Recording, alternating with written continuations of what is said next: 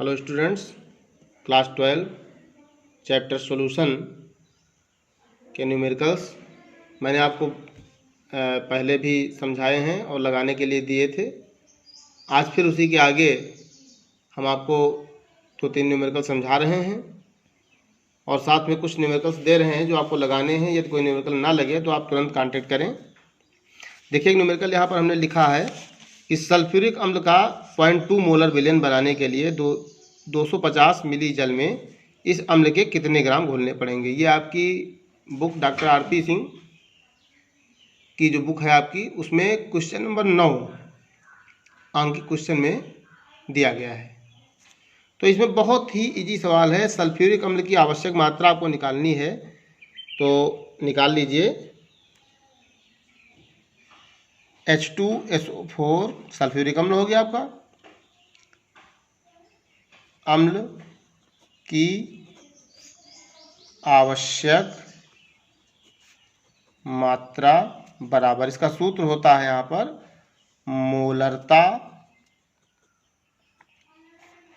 गुणे अणुभार, चाहे आणविक द्रव्यमान लिखें चाहे अणुभार लिखें, गुणे आयतन। आयतन इसका मिलीलीटर में होता है और पूरे का बटे हो जाएगा 1000। मान रख लीजिए, हल कर लीजिए। मोलरता दी गई आपकी 0.2, अणुभार कितना होगा सल्फ्यूरिक अम्ल का, H2SO4 का अणुभार होता है 98, H2 सल्फर का 32, ऑक्सीजन का 16 चौको 64 हो जाएगा, तो 32 और 64 और 2 जोड़ोगे तो 98 होगा। गुणे आयतन 250 दिया गया था मिली में, बटे रख देंगे इसका 1000। इसको हल कर लीजिए। 250 से सीधे सीधे इसको काटिए, 0 0 काट के 4 बार जाएगा, ऊपर गुणा कर लीजिए। तो 2 8 16 और 2 18 19.1 अंक पे बटे 4, 4 चौक 16, 3 बचा, 4 9 36, 4.9 ग्राम। ये आपका पहला सवाल लग गया। बहुत ही इजी है, कोई भी कठिन सवाल नहीं है इसमें, बस आपको लगाना है। एक सवाल हम आपको बता रहे हैं, H2SO4 का एक नमूना 94% स्मॉल W अपान कैपिटल V, इसका मतलब होता है 94% जल में विलेय आयतन दिखाया गया आपको यहाँ पर। इसका अर्थ हुआ कि 100 मिली बिलियन में H2SO4 का द्रव्यमान जो है यहाँ पर वो 94 ग्राम है। ठीक, V मतलब आयतन, W का मतलब जो नमूना लिया गया। तो यहाँ 100 मिली बिलियन में H2SO4 का द्रव्यमान ये प्रदर्शित कर रहा है 94 ग्राम। पूछ और बताया गया कि घनत्व इसका 1.84 ग्राम है प्रति मिली है। तो बिलियन की मोललता, यहाँ मोललिटी निकालनी है। मोललता, मोलरता, नॉर्मलता, फार्मलता, मोल प्रभाव, ये 5 इंपॉर्टेंट टिप्स हैं इसमें आपके, जो आप जिस पर आपको चर्चा करनी होगी लेसन में जगह जगह पर। तो ये मोललिटी है आपकी। तो यहाँ पर 90, अब इसको हम हल कर रहे हैं। जो आपका ये 94% W अपान V दिया गया है, इसका मतलब हुआ 100 ग्राम, 100 ग्राम नहीं बल्कि 100 मिली बिलियन में H2SO4 का द्रव्यमान बराबर 94 ग्राम। अब सूत्र आपको पता है, द्रव्यमान बराबर होता है घनत्व गुणे आयतन।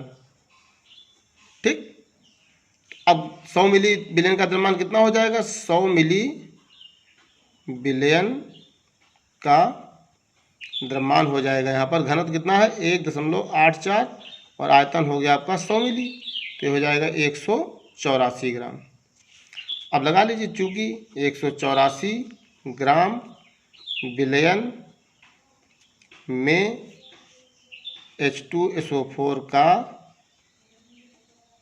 द्रव्यमान बराबर कितना है 94। ठीक, तो अब विलायक का द्रव्यमान कितना हुआ, इसलिए 184 ग्राम बिलियन में विलायक का द्रव्यमान कितना होगा। तो विलायक का द्रव्यमान हो जाएगा 184 माइनस 94 बराबर 90 ग्राम। ठीक। अब मोललता जो होती है उसका सूत्र होता है, मोललता निकालने का सूत्र होता है वही H2SO4 का द्रव्यमान ये ग्राम में रखा जाता है आब्लिक H2SO4 का अणुभार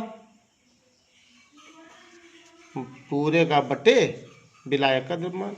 इसीलिए हम विलायक का द्रव्यमान निकालना पड़ता है, ये किलोग्राम में रखा जाता है यहाँ पर। तो 94 आब्लिक 98 बटे 0.090, ये जो 90 ग्राम निकला था, 90 ग्राम जो यहाँ निकला था, इसको आप बदलेंगे जब किलोग्राम में तो ये हो जाएगा आपका 0.090 किलोग्राम। इसको आप हल कर लेंगे तो इसका मान 10.65 मोलर। मोलरिटी को स्मॉल m से प्रदर्शित करेंगे और जहाँ मोलरता होती है वहाँ कैपिटल M लिखा जाता है, नॉर्मलता को कैपिटल N लिखा जाता है। एक सवाल हम आपको मोल प्रभाज का भी समझाए दे रहे हैं। 36 ग्राम जल और 46 ग्राम एथिल अल्कोहल। जल को H2O कहते हैं और एथिल अल्कोहल को C2H5OH कहते हैं। इसके मोल प्रभाज की गणना करनी है आपको। तो देखिए भाई मोल प्रभाज की गणना कर रहे हैं। पहले तो जल के मोल निकाल लीजिए। हालांकि ये सवाल आपको हमने पहले भी समझाया है। जल के मोल निकालने हैं तो इसको हम NH2O लिख सकते हैं। ठीक। तो वही जल का द्रव्यमान बटे जल का अणुभार। तो 36 है जल का द्रव्यमान और अणुभार इसका होगा 18, तो यहाँ निकल आएगा 2। अब एथिल अल्कोहल का सूत्र क्या होता है C2H5OH, इसके मोल निकाल लीजिए। तो इसका मतलब NC2H5OH लिख दीजिए इसको यहाँ पर। तो वही इसका जो द्रव्यमान है वो द्रव्यमान आपको यहाँ दिया गया 46 और इसका अणुभार निकालोगे तो कार्बन 12 दूना 24, 5 29 और एक हाइड्रोजन 30 और 16 46 ही आएगा, यानी इसका मान 1 निकलेगा। ठीक। अब दोनों के मोल प्रभाज आपको निकालने हैं तो निकाल लीजिए। तो C2H5OH के मोल प्रभाज निकालने हैं, के मोल प्रभाज। तो मोल प्रभाज के लिए भी हम लिख सकते हैं XC2H5OH, ये इसका सिंबल है। क्या होता है यहाँ पर NC2H5OH, इसे हमने वहाँ पर N लिख दिया था कि शार्ट में लिखने में काम आएगा, प्लस NH2O। तो यहाँ पर 1/1+2। ठीक। ये आपका हो जाएगा 1/3, भाग करोगे 0.33 आएगा, 333। ऐसे ही चाहे आप अब XH2O निकाल लीजिए, H2O के मोल प्रभाज, और चाहे एक में से इसको घटा दीजिए तो भी निकल आएगा।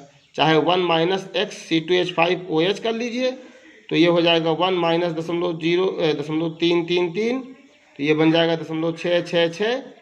तो ये 666 को 667 भी लिख सकते हो। ठीक, 667। चाहे इसको हम हल कर लें तो हल करने पर भी मान वही आएगा, हल करते हैं अगर तो भी मान वही आएगा, और इसको इस तरह से कर लेते हैं तब भी वही मान आएगा। जैसे हमने C2H5OH का मान रख के निकाला था, वैसे यहाँ पर जल बटे जल प्लस C2H5OH रख देंगे तो भी उत्तर आपका यही आएगा। ये 3 सवाल हमने आपको लगा के दे दिए हैं, बाकी आपको लगाने के लिए दे रहे हैं। आप लगाइए, जो नहीं समझ में आएगा उसको बताइएगा।